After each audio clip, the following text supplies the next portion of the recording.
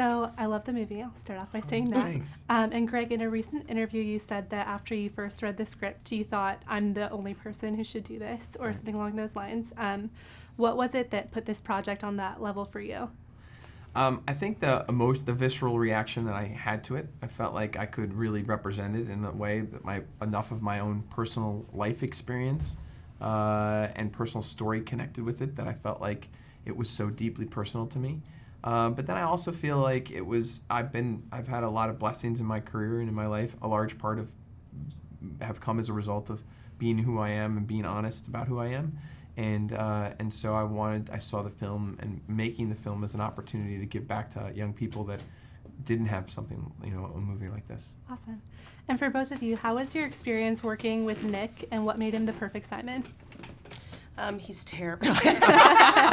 He's incredible. He's just so warm, and he took great care with this role. I think it was very important for him to play this role authentically and really be true to Becky's book. And he's just an incredible dude. It was great to hang out with him on set. Yeah, I mean, he has all of the, it's really tricky in playing Simon because he has to be hiding himself from the world and not being totally himself, but still making you care and connect emotionally. And I think he has that in spades. I think he's got his own brand of like deft comedy. He's a wonderful, quote unquote, ironically, the phrase straight man in comics, that he reacts truthfully and honestly. So if he's in scenes with someone like Natasha, who's got her own form of brilliance, he's just a wonderful responder to the people that he's in those scenes with, which I think, I could go on and on about him, really. Is there a particular scene that stands out as a favorite or as the most challenging to film? I mean, one of my favorites to watch is Jennifer Garner's scene with him. The big scene towards the end. It's so beautiful and moving and hopeful. And so for me, watching as just a fan of the movie, it was just incredible. There's I'm not spoiling the film to say there's a happy ending. It is a romantic comedy. There's a happy ending. And when we were shooting this scene at the carnival and the quote-unquote kind of happy ending, I remember watching it, on the set that not realizing how impactful it would be to me to witness, a traditional Hollywood happy ending, but with two members of the same sex. And the music is one of my favorite things about this movie. How did Jack Antonoff come to be involved? What was that partnership like?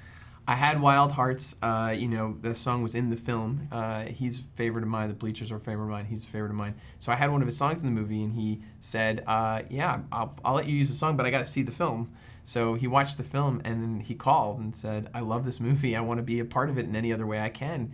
Can I show you some other songs I have? I sort of was like, put the phone down and was like screaming that like he had, because you want a film like this wants for a specific soundtrack, that like mirrors the emotional core of the movie, and that's sort of how he became the godfather of that part of the sound of the film. Awesome. And then for both of you, what makes this movie a must-see and important for this moment in time specifically?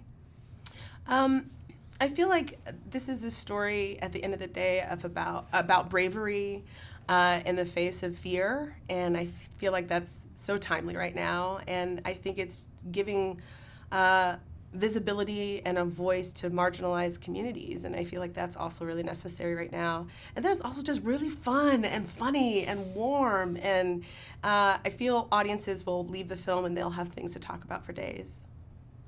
Yeah, I just think it's one of those movies that hopefully makes you laugh and cry, and those are so rare in and of themselves regardless, and then you add the other element of it, which is about the specificity of actually having a teen gay character at the center of it, but that it still makes everyone universally, hopefully, cheer the ending.